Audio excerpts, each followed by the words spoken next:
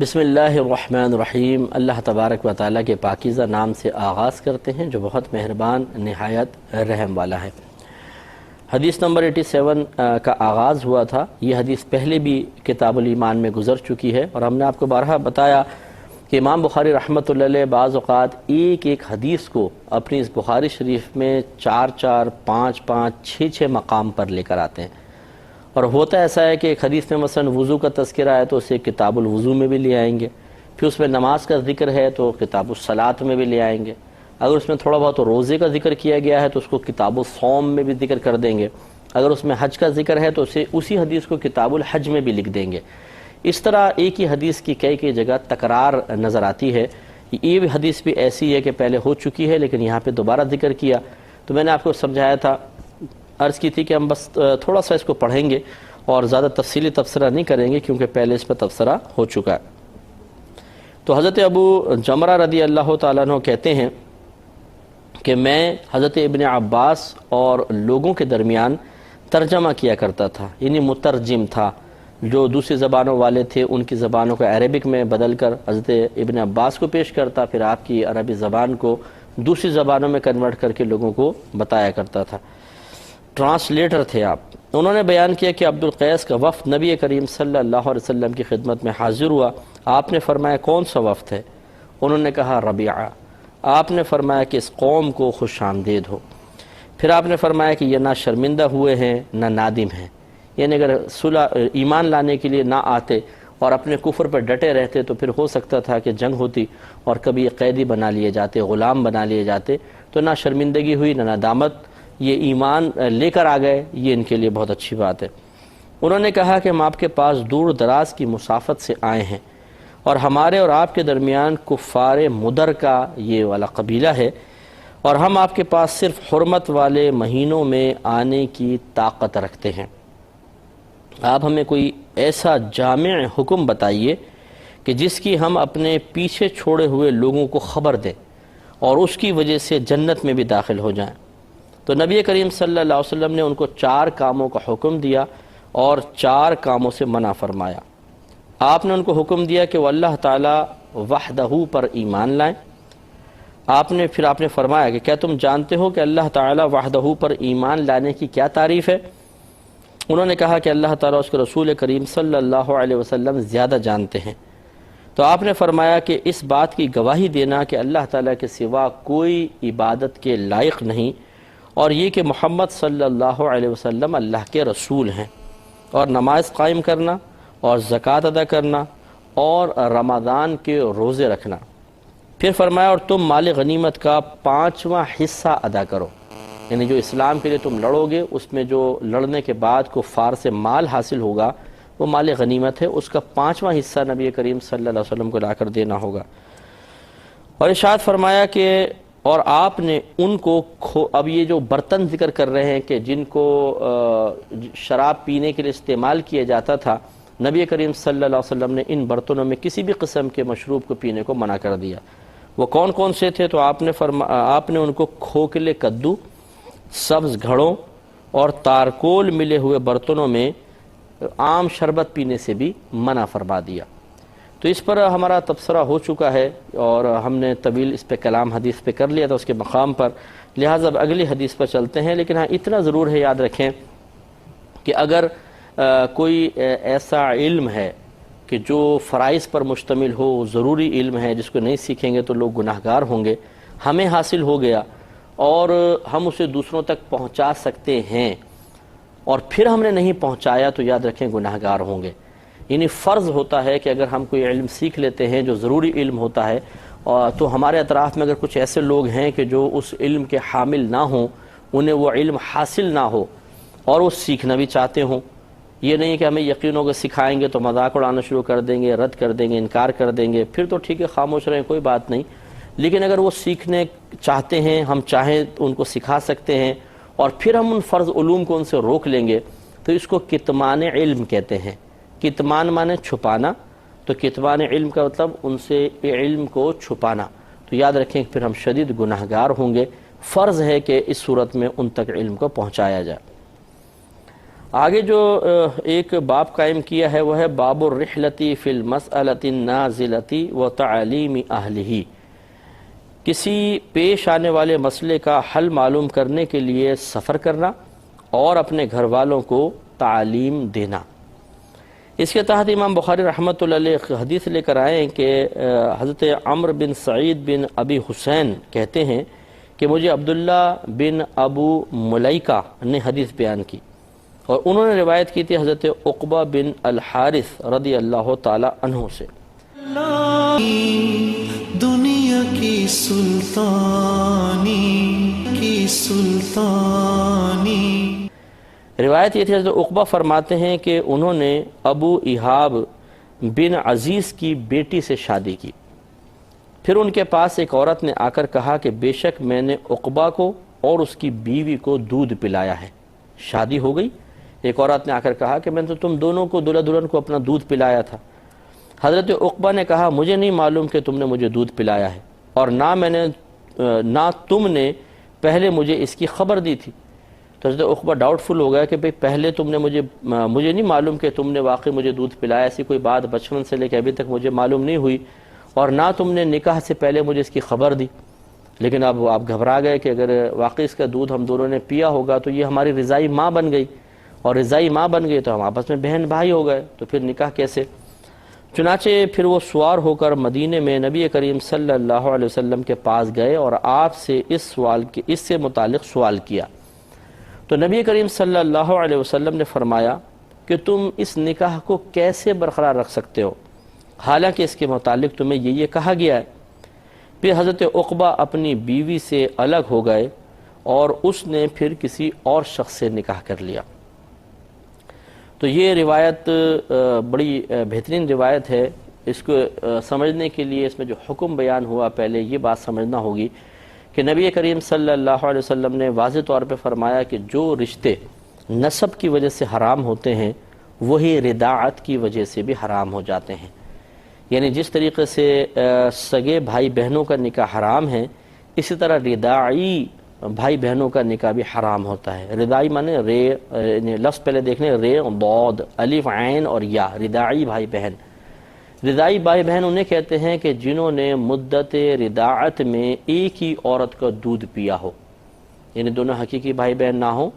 اور مدت رضاعت میں ایک ہی عورت کا دودھ پیا ہو۔ مدت رضاعت کتنی ہوتی ہے؟ یہ ہے 2.5 سال۔ 2.5 سال کے اندر یعنی جب بچوں کی عمر 2.5 سال سے کم ہو، 2.5 سال تک بھی ہو بالفرض، اگر ان دونوں بچوں نے، لڑکا لڑکی نے ایک ہی عورت کا دودھ پی لیا تو گویا کہ مدت رضاعت میں دودھ پیا، اور جو مدت رضاعت میں ایک ہی عورت کا دودھ پی لے تو وہ ان کی رضاعی والدہ بن گئی اور یہ دونوں آپس میں بھائی بہن ہو گئے۔ تو یہ یاد رکھیں، ویسے اصول یہی ہے کہ 2 سال تک عورت اپنے بچے کو دودھ پلائے گی۔ 2 سال کے بعد دودھ پلانا حرام ہوتا ہے، عورت دودھ نہیں پلا سکتی ہے۔ تو 2 سال تک دودھ پلانے کی مدت ہے، لیکن یہ جو رضاعت کی مدت ہے یہ 2.5 سال ہے۔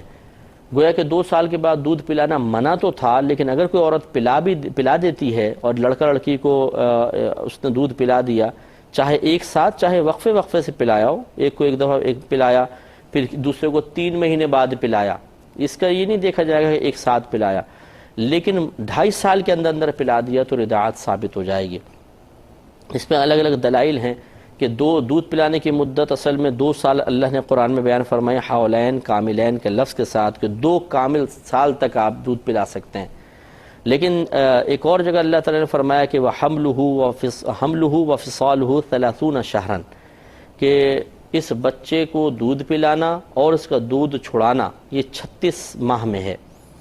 30 ماہ میں ہے، 30 شہرًا 30 ماہ، اور 30 ماہ کے بنتے ہیں تقریباً 2.5 سال، کیونکہ 24 ماہ کے آپ لے لیں 2 سال، 12 ماہ کا 1 سال، پھر 12 کا دوسرا سال، اور پھر 6 ماہ اور لیں تو 24 اور 6 30، اس طرح 2.5 سال بنتے ہیں۔ تو ہماری دودھ پلانے کی مدت تو نص صریح میں آ گئی کہ جی 2 سال حولین کاملین، اللہ نے فرمایا کہ 2 سال کے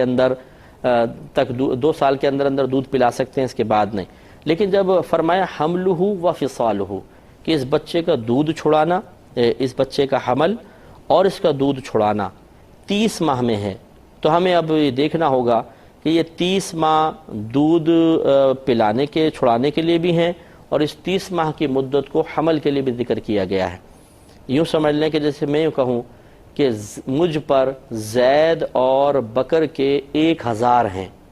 مجھ پر زید اور بکر کے 1000 ہیں، یعنی 1000 روپے مجھ پہ زید اور بکر کے 1000 روپے قرض آئے۔ تو جب میں نے 1000 بولا اور 2 اشخاص کا ذکر کیا تو کیا مطلب ہوگا؟ زید کی بھی 1000 ہیں اور بکر کے بھی 1000 ہیں۔ اس لیے یہاں پر بھی ایسا ہی مسئلہ ہوا کہ اللہ تعالیٰ نے فرمایا 2 چیزوں کا ذکر کیا، پہلے حمل کا پھر فصال، حمل کی مدت اور فصال 30 شہرن، تو 30 ماہ ان دونوں کے لیے ہوں گے۔ اب بالاتفاق حمل کے لیے تو 30 ماہ کی مدت نہیں ہوتی ہے، سیدہ عائشہ صدیقہ رضی اللہ تعالیٰ عنہ نے فرمایا کہ حمل کی کم سے کم مدت 6 ماہ ہے، تو اس کو تو ہم 6 ماہ پر لے آئیں گے، 6 ماہ اس کے نکل گئے اور باقی رہ گئے 2 سال، تو یعنی 24 ماہ وہ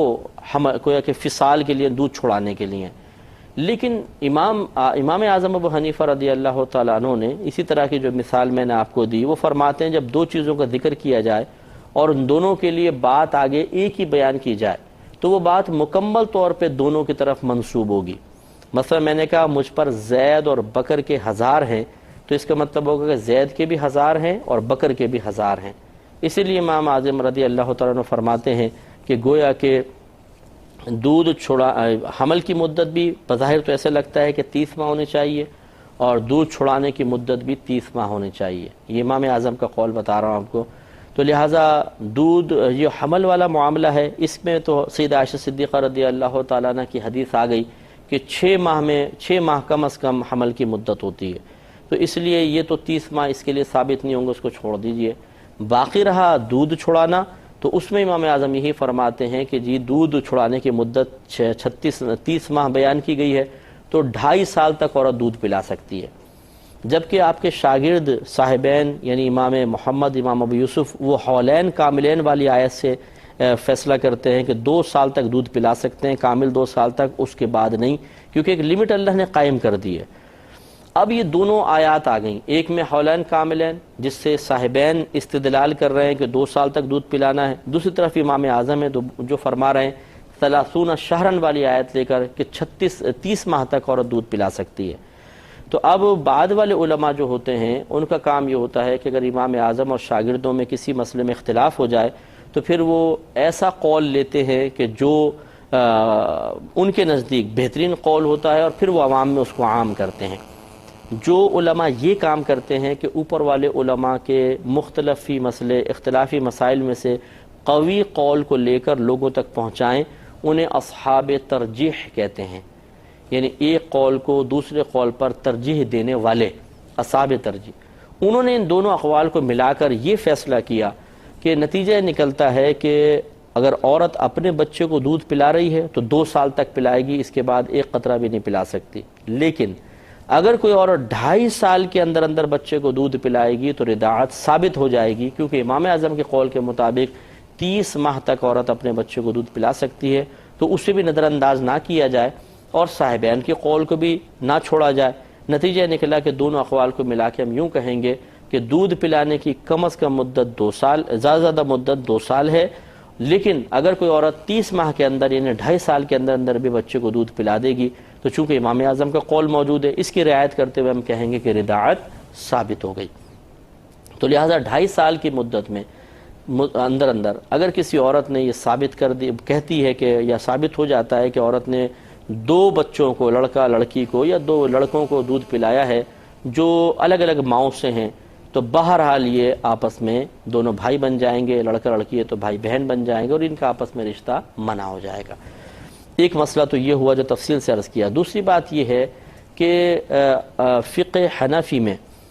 اللہ تبارک و تعالیٰ نے گواہی کا نصاب جو عموماً بیان کیا ہے وہ 1 مرد 2 مرد ہیں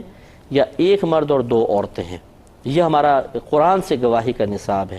لہٰذا احناف یہی کہتے ہیں کہ اگر کوئی عورت آ کے خبر دیتی ہے کہ میں نے بچوں کو دودھ پلایا ہے تو ہم اس پر کہیں گے کہ ایک عورت کا قول معتبر نہیں ہے، بلکہ اسے 2 مرد یا 1 مرد اور 2 عورتیں گواہ کے طور پہ پیش کرنا ہوگا۔ جب وہ گواہی دیں گے تو پھر ہم کہیں گے کہ ہاں یہ دودھ پلانا ثابت ہے اور یہ رضائی بھائی بہن بن گئے، ورنہ ایک عورت کی گواہی اس باب میں معتبر نہیں ہے۔ ابھی ہم اس حدیث پر نہیں آ رہے جو بھی ہم نے آپ کی خدمت میں عرض کیا ہے، میں پہلے فقہ حنفی آپ کو بتا رہا ہوں، کیونکہ ہم قرآن پاک کی نص قطعی کو نہیں چھوڑ سکتے جس میں نصاب بیان کیا ہے کہ 2 مرد گواہ ہوں گے یا 1 مرد اور 2 عورتیں۔ اور یہ بڑی پیاری بات ہے اگر آپ تھوڑا سا غور کریں کہ ہم قرآن کے نصاب کو نہ چھوڑیں، ورنہ عورتوں کو آپ کو پتہ ہے کہ کس قدر خطرناک ہوتی ہیں یہ مسائل پیدا کرنے کے سلسلے میں، اور آج کے دور میں خاص طور پر جب بات بات پہ انسان جھوٹ بولتا ہے اور خاندان کو تباہ کرنے کے لیے جادو ٹونے کروا رہا ہے، اگر یہ نصاب کا معاملہ احناف نہ رکھیں تو کوئی بھی عورت کھڑی ہو کر یہ کہہ سکتی ہے خاندان میں کہ لڑکا لڑکی کی شادی ہو رہی ہے اور وہ نہیں چاہتی کہ شادی ہو جائے، اب وہ دعویٰ کر دے کہ جی میں نے ان دونوں کو دودھ پلایا بچپن میں، اور وہ ہو بھی ایسی قریبی خالہ ہے یا پھپھی ہے مثال کے طور پر، گھر والی ہیں، تو اب کیا ہوگا؟ تو وہ بڑے مسائل کھڑے ہو سکتے ہیں، اور اگر اس کے قول کو مانیں گے تو پھر پوری جو تیاریاں ہیں، یہ جو نکاح بعض اوقات تو ہو کر نکاح ہو جاتا ہے تب آ کے خبر دیتی ہیں عورتیں کہ ہم نے ان کو دودھ پلا دیتا ہے، نکاح توڑواؤ۔ تو اس لیے فقہ حنفی کے روشنی میں قرآن کی آیات جس میں گواہی کا نصاب بیان کیا گیا اسی کو بنیاد بنایا جائے گا، اور اگر کوئی عورت دعویٰ کرتی ہے کہ میں نے لڑکا لڑکی کو دودھ پلایا، اس وقت تک یہ دعویٰ ثابت نہیں ہوگا جب تک کہ وہ اس پر 2 مردوں کو بطور گواہ پیش نہ کر دے یا 1 مرد اور 2 عورتوں کو۔ یہ پوری تفصیل ہے جو ہم نے آپ کی خدمت میں فقہ حنفی کی روشنی میں عرض کی۔ اب آئیے اس حدیث کے اوپر کہ ایک عورت نے آ کر خبر دی حضرت عقبہ رضی اللہ تعالیٰ عنہ کو کہ میں نے تمہیں دودھ پلایا ہے۔ اگر تو یہ مسئلہ صحابہ کرام میں معروف ہوتا کہ یہ دودھ پلانے کے سلسلے میں ایک عورت کی گواہی بھی معتبر ہے تو حضرت عقبہ رضی اللہ تعالیٰ عنہ کو سرکار کی بارگاہ میں آنے کی ضرورت ہی نہیں تھی، وہیں پر عورت کے قول قبول کر کے کہتے چلو ٹھیک ہے۔ لیکن آپ کے ذہن میں وہی گواہی کے نصاب والا معاملہ آیا تو آپ نے بہتر چاہا، تو گویا کہ آپ کے سامنے 2 معاملات آ گئے۔ فتویٰ تو یہ کہہ رہا تھا کہ عورت کا قول نہ مانا جائے کیونکہ قرآن کے اندر گواہی کا نصاب ہے 2 مرد یا 1 مرد اور 2 عورتیں، اور یہ ایک عورت گواہی کے نصاب پر پوری نہیں اتر رہی ہے۔ لیکن تقویٰ یہ کہہ رہا تھا کہ اگر بالفرض یہ سچ کہہ رہی ہے تو بڑا مسئلہ پیدا ہو جائے گا، لہٰذا اسی لیے وہ جب تذبذب کے عالم میں آئے تو نبی کریم صلی اللہ علیہ وسلم کی بارگاہ میں حاضر ہو گئے۔ نبی کریم صلی اللہ علیہ وسلم نے جواب میں ارشاد فرمایا کہ تمہارے لیے بہتر یہ ہے کہ تم اس مسئلے کو مطلب اس انداز سے ہی لو کہ بعد میں آگے چل کر تمہیں لوگ تانے نہ دے سکیں، تمہارے خلاف بات نہ کر سکیں، یا تمہارا اپنا ضمیر عدم اطمینان کا شکار نہ رہے، کیونکہ ہو سکتا ہے کہ اگر سرکار فرماتے کہ نہیں ٹھیک ہے تم رہو تو بعد میں کوئی کہتا کہ دیکھو جی عورت نے گواہی دی تھی پھر بھی نہیں مانی اور یہ شاید بھائی بہن ہیں، شبہ پیدا ہوتا، لوگ تانہ زنی کرتے، اور خود حضرت عقبہ رضی اللہ تعالیٰ عنہ کے دل میں وساوس پیدا ہوتے رہتے۔ اس لیے سرکار نے گویا کہ مشورتاً یہ بیان فرمایا کہ آپ نے فرمایا تم کیسے اس کو نکاح میں برقرار رکھو گے، حالانکہ اس سے متعلق ایک عورت نے یہ کہا ہے، یعنی تمہارے دل میں تذبذب پیدا ہوتا رہے گا۔ اور یہ ہم تعویل اس لیے کر رہے ہیں کہ یہ قرآنی گواہی کے نصاب سے ٹکرا رہی ہے حدیث، اگر ایسا نہ ہوتا ہم کبھی بھی یہ تعویل نہ کرتے۔ لہٰذا حضرت عقبہ رضی اللہ تعالیٰ عنہ اپنی بیوی سے الگ ہو گئے اور اس نے کسی اور سے نکاح کر لیا۔ اس پر ابھی اور کلام کرنا ہے تاکہ یہ مسئلہ اور نکھر کر واضح طور پہ سامنے آئے، لیکن آج نہیں، نیکسٹ پروگرام میں آپ ضرور ملاحظہ کیجئے گا۔ اللہ تعالیٰ توفیق عطا فرمائے، آمین۔ وآخر دعوانا ان الحمدللہ رب العالمین۔